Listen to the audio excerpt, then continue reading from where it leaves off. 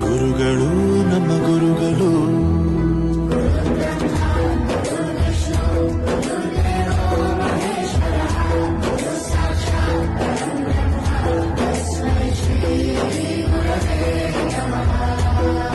ಗುರವೇ ನಮಃ ಗುರವೇ ನಮಃ.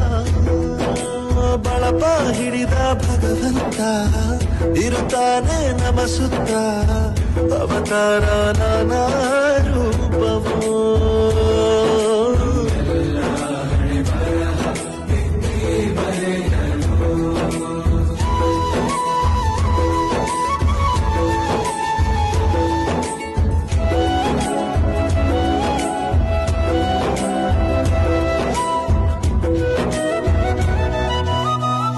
ಬಾಳಲ್ಲಿ ಲೆಕ್ಕ ಎಷ್ಟು ಮುಖ್ಯ ಎಂಬುದ